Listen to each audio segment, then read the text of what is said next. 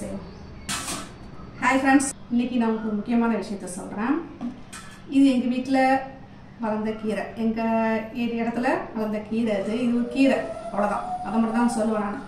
இப்போ நான் சொல்லும்போது இதை பார்த்துட்டு இருக்க இந்த செகண்டில் யாரெல்லாம் கமெண்ட் பண்ணுறீங்களோ அவங்க தான் வந்துட்டு நல்லா ரெகுலராக காய்கறி கீரையெல்லாம் ஒழுங்காக சாப்பிட்றவங்க. நான் காமிக்கிறேன். பிச்சுக்கிட்டு வந்துருச்சு. நல்லா பாருங்க, இருக்கு பாருங்க. இது என்ன இலை? கரெக்டாக சொல்லுங்க. இப்போ உடனே சொல்லணும் நீங்கள் கமெண்ட்டில். இது என்ன இலை? கீரை நான் சொல்லிட்டேன். நான் ஃபஸ்ட்டே மறந்து சொல்லிட்டேன் நான். இது என்ன இலைன்னு சொல்லுங்கள். இது என்ன இலைன்னு கண்டுபிடிச்சி இப்போ உடனே சொல்லுங்கள். நான் சொன்னதுக்கப்புறம் நீங்கள் ஆமாம் அதுதான் அப்படின்னு சொல்லுங்கள். பாருங்கள், நல்லா பெருசு பெருசாக இருக்குது. தாம்பாளம் சைஸ். அதாவது எப்படின்னா இது பூசணை இலை மாதிரி இருக்குது இல்லையா, அந்த மாதிரி இருக்குது. இன்னும் வேறு என்ன இலைலாம் அந்த சைஸில் இருக்குது, எனக்கு பேர் தெரியல.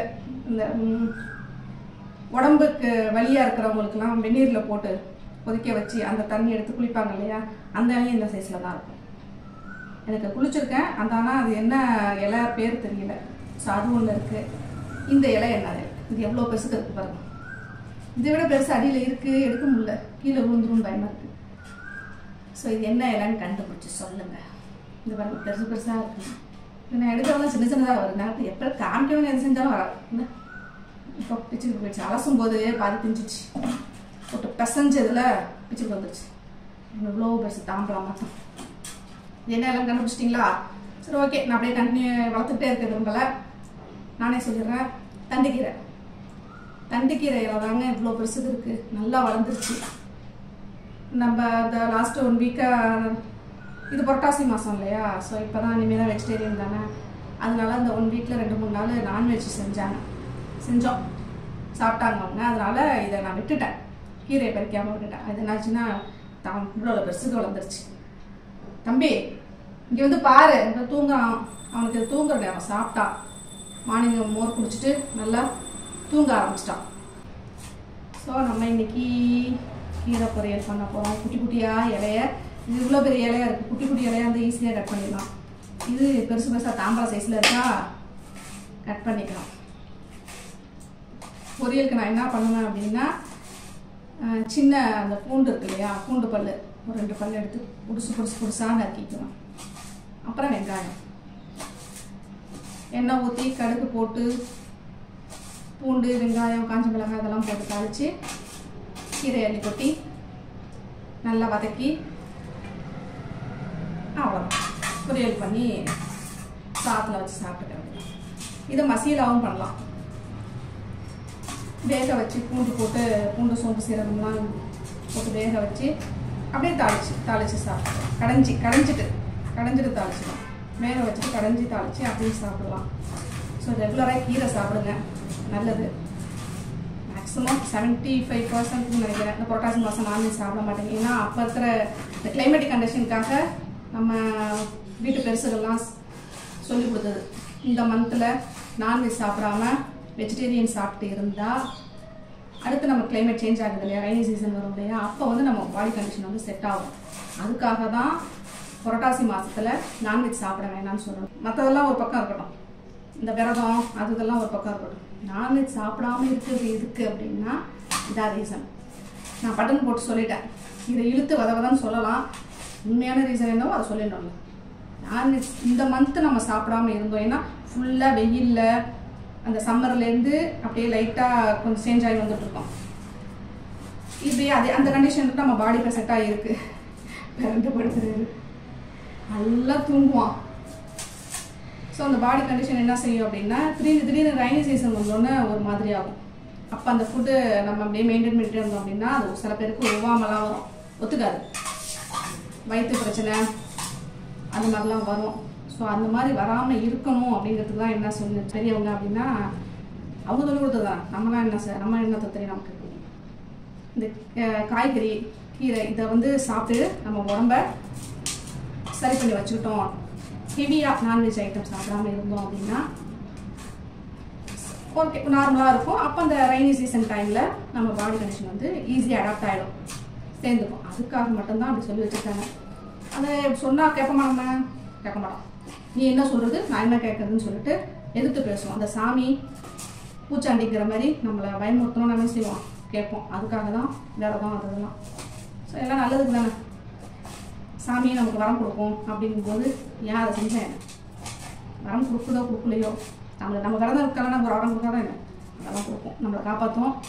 பட் இருந்தாலும் இது இருந்தால் நம்ம உடம்புக்கு நல்லது. விரதம் இருந்தால் விரதம் கிடையாது, சாப்பிடாம என்ன விரதம் இருக்கோம், சாப்பிட தான் செய்கிறோம். நான்வெஜ் சாப்பிடாதுங்கிறது ஒரு பெரிய கஷ்டம்தான். என்ன செய்யணும் சாமிக்காக அப்படின்னு சொல்லும்போது ஒரு பயத்தில் நம்ம இருந்தோம் நான்வெஜ் சாப்பிடாம. அதான் அதுக்காக தான். அப்படின்னு தான் எங்கள் அம்மா தானே எனக்கு சொல்லி கொடுத்தாங்க. நானும் அதை உங்களுக்கு சொல்லுவேன். நம்புங்க, நம்பினாதான் சோறுந்தாங்க.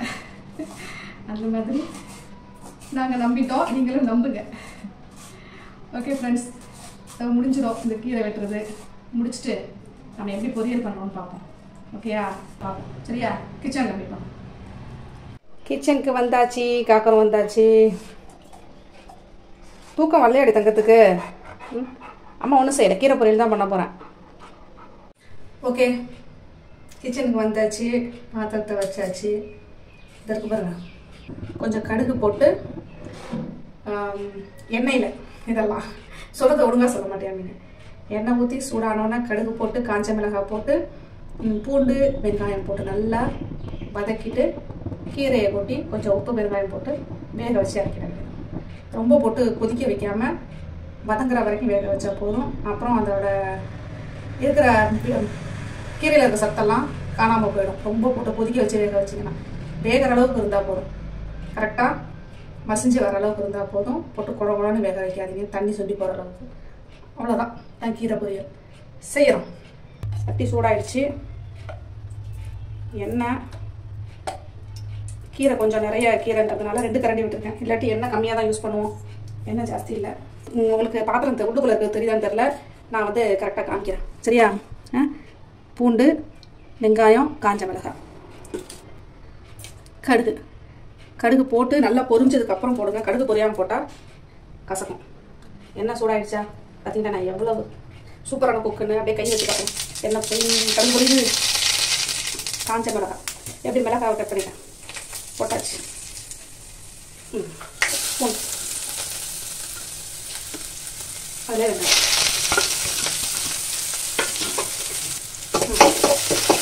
வதக்கு. இப்போ தெரியுதா?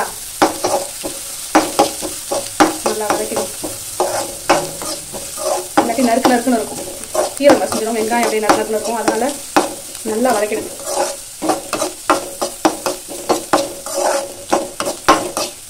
லைட்டாக மலைச்சாரல் மாதிரி தெரியும்.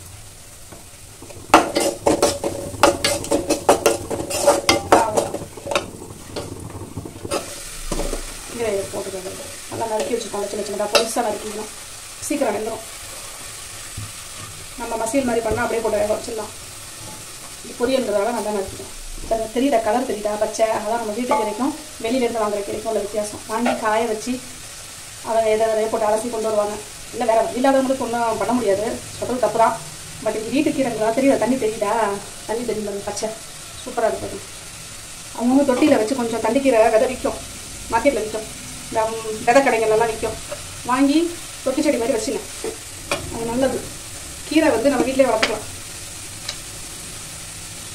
வெளியில் வாங்கி சாப்பிட்றத விட வீட்டில் வளர்த்து சாப்பிட்றது தான் நல்லது. கொஞ்சமாக உப்பு ஜாஸ்தி போடாமல் கச்சிரும். உப்பு இல்லாமல் சாப்பிட முடியாதுன்றதுக்காக உப்பு நிறைய ஒளிந்து சாப்பிட தண்ணி தெளிச்சுக்கோங்க. வேகணும்.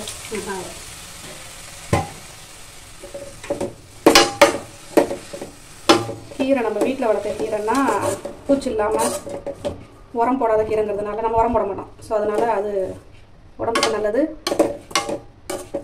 காசுக்கும் நல்லது. 10 ரூபாய்க்கு விதை வாங்குனீங்க அப்படின்னா நம்ம ஒரு 3 மாதத்துக்கு விதை தூவி சின்ன சின்னதாக இலசிலையே பறித்து நம்ம சாப்பிட்டுக்கலாம் சமைச்சு. இல்லாட்டி ஒரு கட்டு 10 ரூபா வாங்கணும். இது ஒரு பெரிய இதெல்லாம் செய்ய முடியாது, எங்களால் அதெல்லாம் கிடையாது. கொஞ்சோண்டு தொட்டி செடியில் வைக்கணும் இல்லையா, அந்த மாதிரி தொட்டியில் மண் எடுத்து பரப்பி விட்டு கொஞ்சம் விதையை வாங்கி கொஞ்சமாக நல்லா 10 ரூபாய் வேணால் இவ்வளோ வரும், இவ்வளோ தூவினா போதும். மூடி வச்சிருக்கு, வேகட்டும். ஓகே, கீரை பொரியல் ரெடி ஆகிடுச்சு.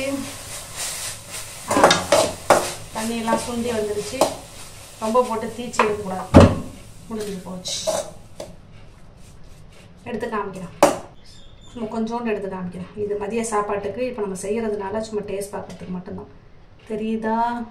ரெடி. கீரை பொரியல் ரெடி ஆயிடுச்சு. ஸோ இந்த வீடியோ உங்களுக்கு பிடிச்சிருந்துச்சு அப்படின்னா மறக்காமல் லைக் பண்ணி ஷேர் பண்ணி கமெண்ட் பண்ணுங்கள்.